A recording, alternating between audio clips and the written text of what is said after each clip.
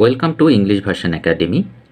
আজকের এই ক্লাসটি পাংচুয়েশন অ্যান্ড ক্যাপিটালাইজেশনের উপরে হবে। তোমাদের জেএসসি পরীক্ষায় তোমরা 5 মার্কসের পাংচুয়েশন অ্যান্ড ক্যাপিটালাইজেশনের উপরে কোশ্চেন পেয়ে থাকো এবং সেটির অ্যান্সার করতে হয়। সো আজকে আমরা সেই জেএসসির স্টাইলেই পাংচুয়েশন অ্যান্ড ক্যাপিটালাইজেশন সলভ করব। আজকের এই ক্লাসটি করার পূর্বে অবশ্যই তোমরা আমার পার্ট 2 এর ক্লাসটি দেখে পার্ট 1 অ্যান্ড পার্ট 1 যদি না দেখতে চাও তাহলে পার্ট 2 এর ক্লাসটি অফকোর্স দেখে তারপর কিন্তু এই ক্লাসটি করলে তোমাদের একটা ক্লিয়ার আন্ডারস্ট্যান্ডিং হবে, কারণ সেইখানে আমি ইন ডিটেলস ডিসকাশন করেছি। সো আজকে আমি সরাসরি এই যে একটা প্যাসেজ আছে এটার সলভ করব আমরা আজকে।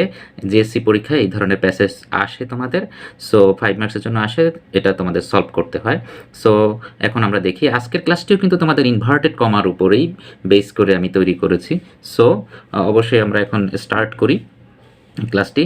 দেখা যায় এখানে কি বলেছে, জামান সেড টু মি।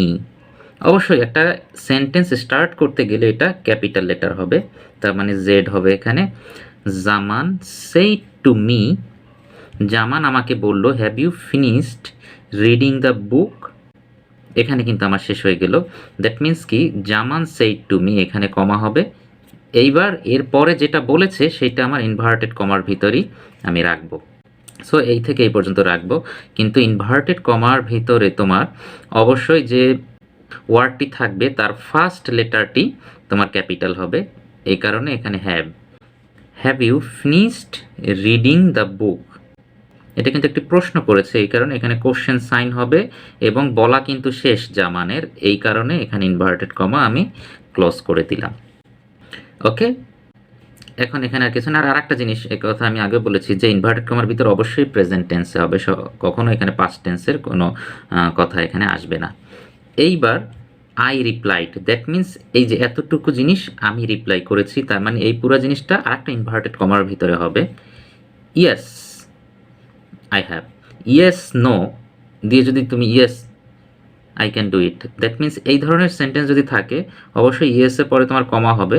কিন্তু এইটা যেহেতু আর একটা জিনিস আমি আই রিপ্লাইড, এই কারণে এটাও একটা ইনভার্টেড কমার ভিতরেই আমি রাখবো, এবং ইনভার্টেড কমার ভিতরে রাখলে এই যে ফার্স্ট যে ওয়ার্ডের এইটা লেটারটা এটা ক্যাপিটাল লেটার হবে, ইয়েস।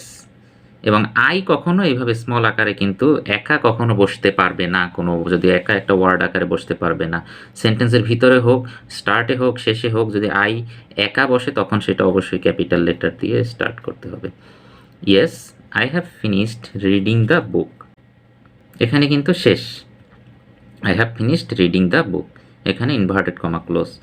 কিন্তু আই রিপ্লাইড, দ্যাট মিন্স এই কথাটা কিন্তু পরে আছে, এটা যদি পরে থাকে, এটা কিন্তু আমি যে লেকচার 2-এ পাংচুয়েশন অ্যান্ড ক্যাপিটালাইজেশনে ডিসকাশন করেছি, পরে থাকলে এখানে তোমার কমা দিয়ে, মানে যে কথাটা আমার শেষ হয়ে গিয়েছে এখানে কমা দিয়ে দেন ইনভার্টেড কমা আমার ক্লোজ করে দিতে হবে, দিয়ে আই রিপ্লাইড। আই কখনো সিঙ্গেল এভাবে থাকতে পারে না, এভাবে একটা ক্যাপিটাল আকারে থাকবে, ক্যাপিটাল লেটার দিয়ে হবে আই রিপ্লাইড, শেষ। তার মানে আমার বলাও কিন্তু এখানে হয়ে গেল, এটাও একটা ইনভার্টেড কমার ভিতরে ক্লোজ করে দিলাম। What an interesting book it is. I wish I would borrow the book earlier, I said.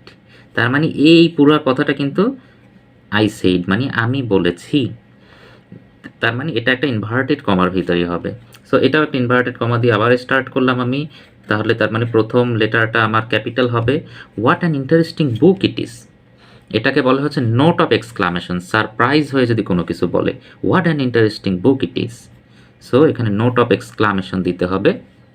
তারপরে I wish I would borrow, এখানে আই আবার ক্যাপিটাল হবে, এখানেও কিন্তু আমার আই ক্যাপিটাল হবে। I wish I would borrow the book earlier, I said, তার মানে এটাও capital.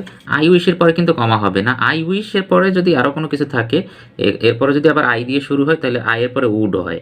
I wish I would borrow the book earlier, আবার আই সেইড, তার মানে এখানে ফুল স্টপ, কিন্তু এখানে ইনভার্টেড কমা দেওয়ার আগে যেহেতু আই সাইডটা পরে আছে এখানে কমা দিয়ে দেন ইনভার্টেড কমা দিয়ে ক্লোজ করে দিতে হবে।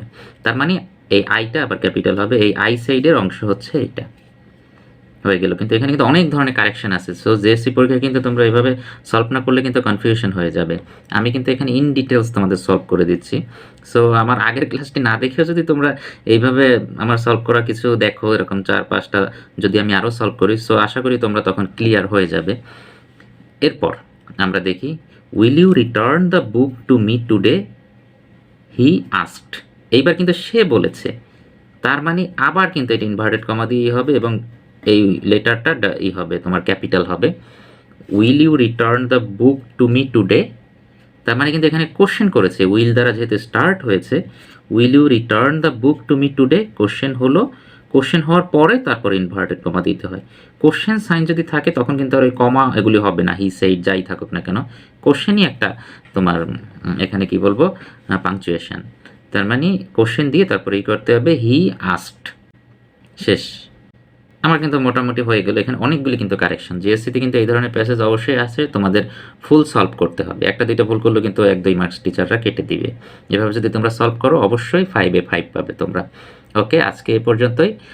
নেক্সট ক্লাসে অবশ্যই তোমাদের সাথে দেখা হবে, অন্য কোনো একটা প্রবলেম নিয়ে আমি সলভ করব। আমার ক্লাসটি যদি তোমাদের ভালো লেগে থাকে অবশ্যই আমার ভিডিওটিতে একটি লাইক দিবে, কোনো কমেন্ট থাকলে কমেন্ট বক্সে কমেন্ট করবে, অবশ্যই আমি অ্যান্সার দেওয়ার ট্রাই করব।